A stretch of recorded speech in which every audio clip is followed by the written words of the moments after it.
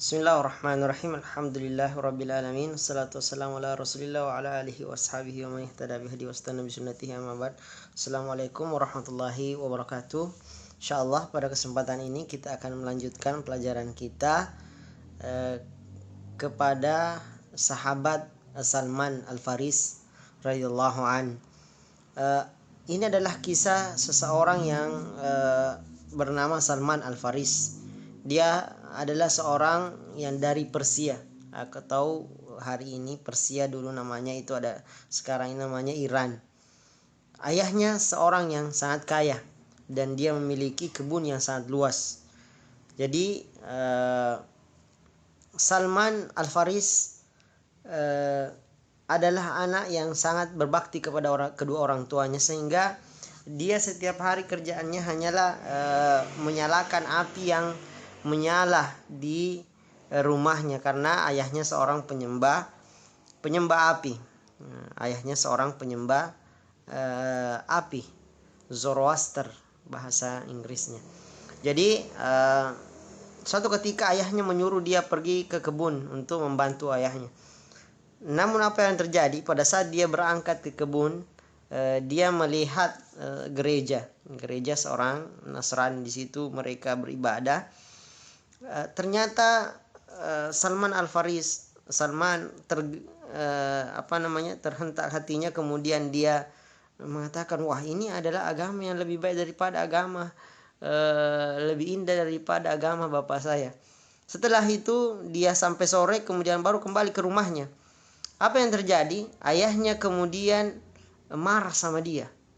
Kemudian dia dipasung, diikat kakinya, sehingga di rumahnya dia dipasung. Tiba-tiba ada seseorang yang dia kenal mengatakan, kalau ada orang yang mau ke suatu tempat yang bernama agama Nasrani itu berada, beritahukan saya.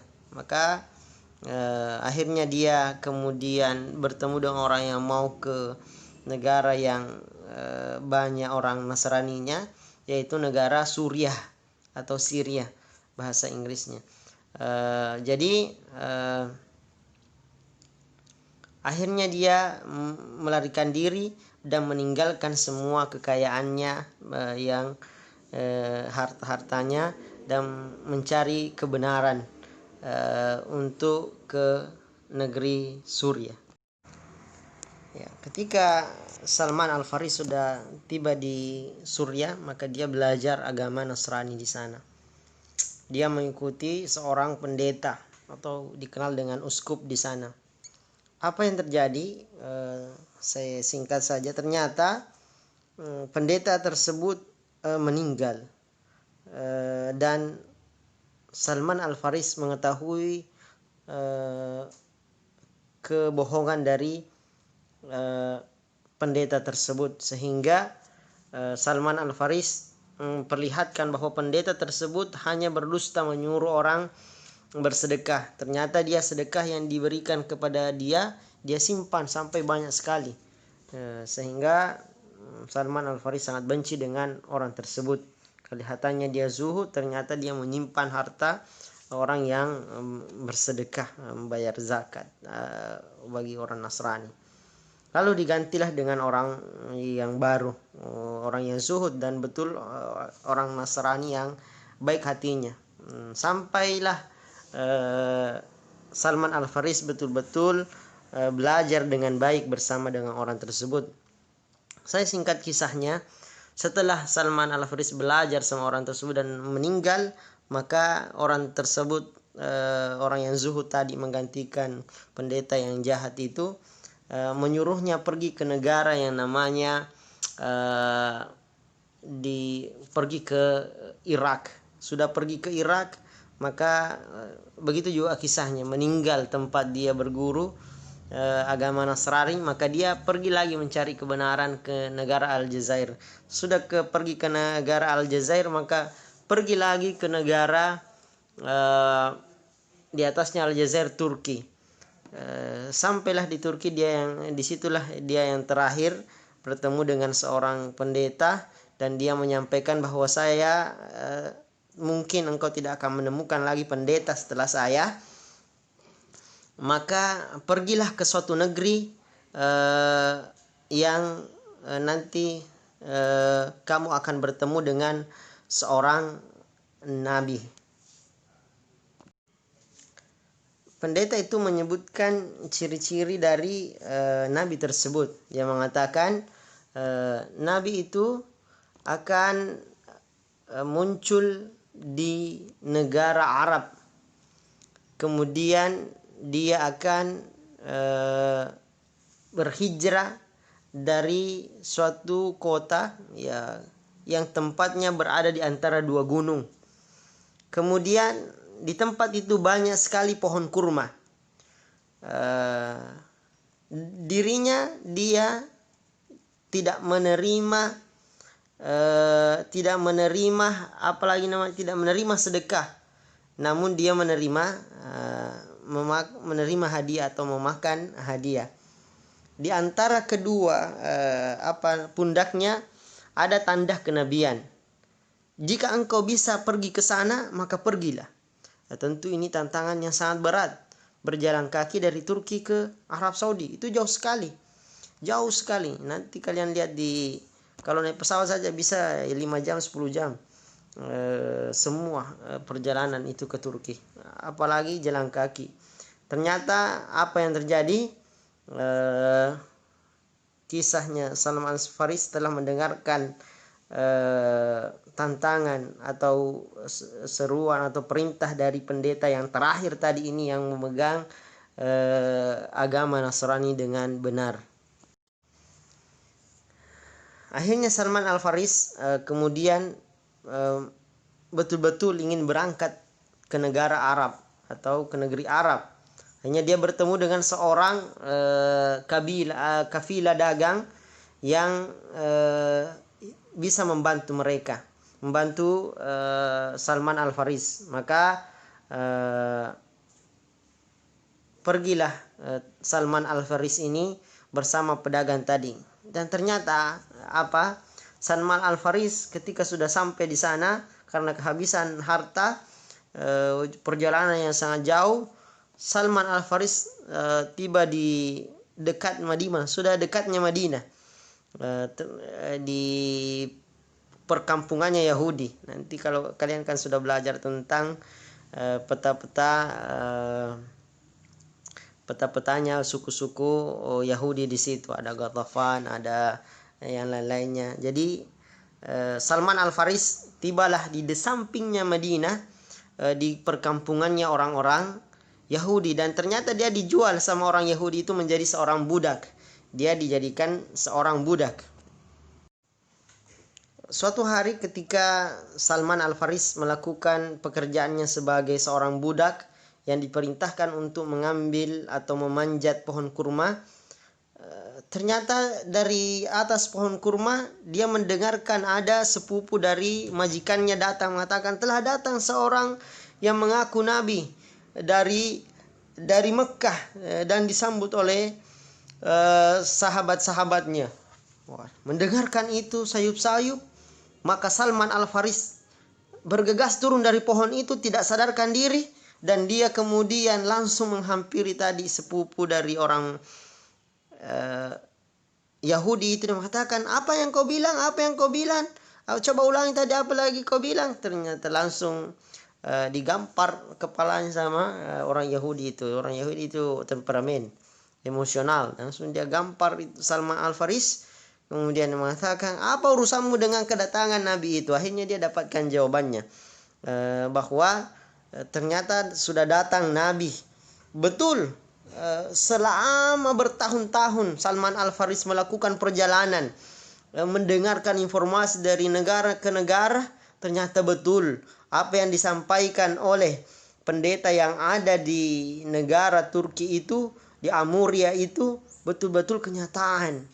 Dan inilah saat yang sangat mendebarkan bagi Salman Al-Farisi. Lalu kemudian dia dengan segera mendengarkan itu, dia kemudian segera membawa sebuah makanan. Dia bawa ke depan Rasulullah Sallallahu Alaihi Wasallam yang saat itu berada di Masjid Kuba yang sedang duduk-duduk, kemudian dia memberikan kurma yang ada di tangannya. Yang mengatakan, ya Rasulullah, ini kurma, hadiah ini adalah sedekah untukmu. Dan ternyata Rasulullah SAW memberikan kurma itu kepada sahabatnya dan dia tidak memakannya. Nah, melihat ini Salman Al-Faris semakin penasaran. Betulkah ini Rasulullah yang disebutkan tanda-tandanya? Tanda-tanda yang pertama sudah dia temukan bahwa dia akan muncul dari suatu negeri yang banyak pohon kurmanya. Kemudian dia tidak memakan sedekah, tapi dia memakan hadiah. Maka Salman Al-Faris kemudian kembali mencari makanan dan menghadiahkan kepada Rasulullah Sallallahu Alaihi Wasallam. Ketika sahabat Rasulullah SAW berkumpul dengan Rasulullah SAW, Salman kemudian memberikan lagi kurma kepada Rasulullah SAW dan dia mengatakan ini adalah hadiah. Dan apa yang dilakukan Rasulullah? Dia mengambil kurma itu, kemudian dia berikan kepada sahabatnya dan dia juga makan. Sampai Salman betul-betul yakin bahwa ini adalah tanda bahwa ini benar-benar dia adalah seorang nabi, karena dia tadi selain dia menolak menerima hadiah, menolak menerima sedekah, dan kalau hadiah dia makan. Sudah tanda yang ketiga. Tanda yang kedua.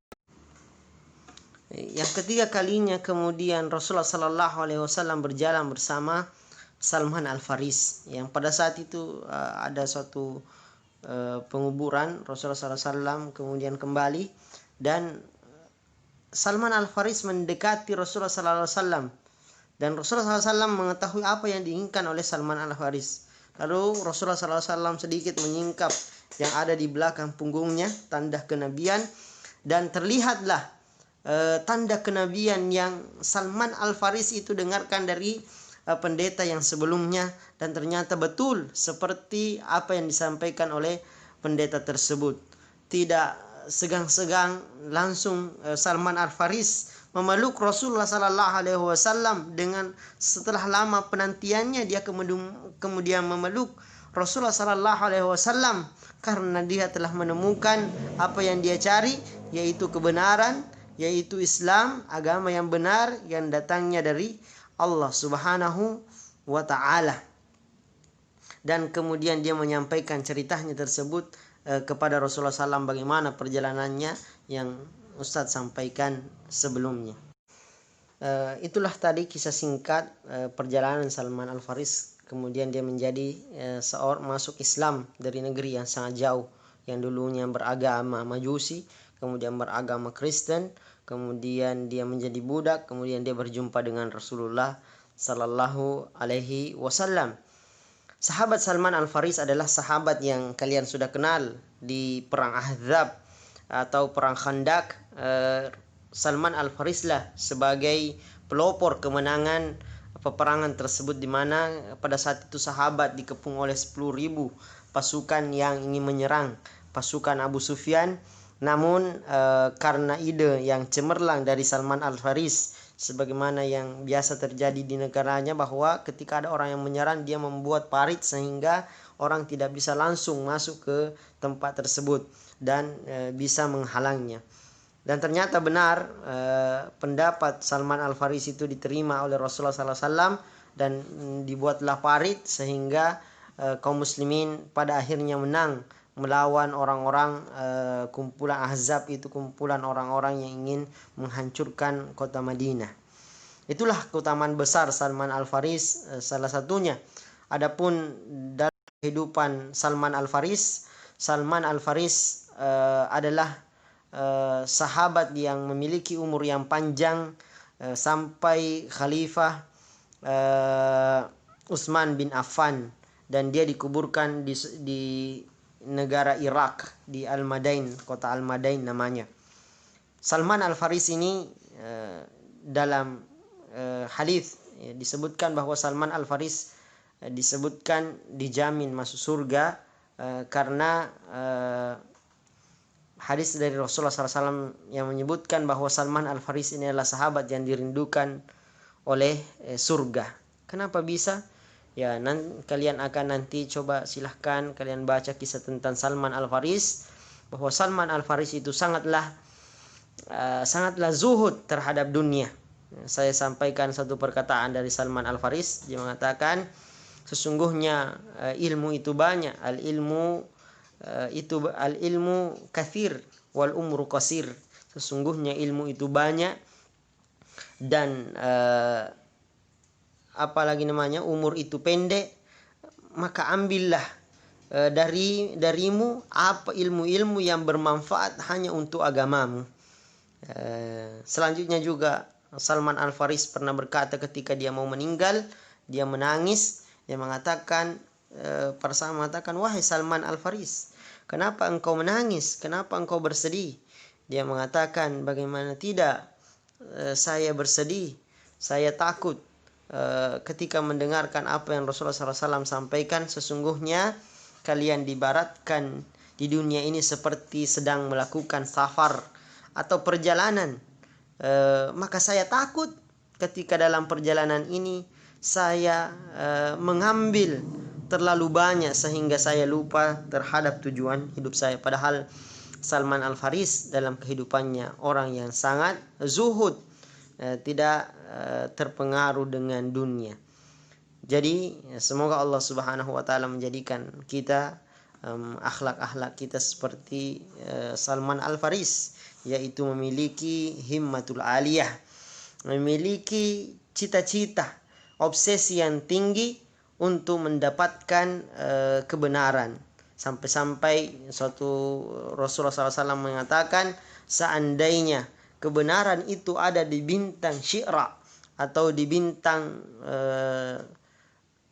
Syira, bintang yang sangat terang, itu bintang yang paling terang. Kalau ada bintang yang paling terang kalian lihat di langit, itulah bintang Syira. Rasulullah mengatakan, seandainya kebenaran itu ada di bintang Syira, maka Salman Al-Faris, iman itu ada di sana, maka Salman Al-Faris pasti akan mencapainya.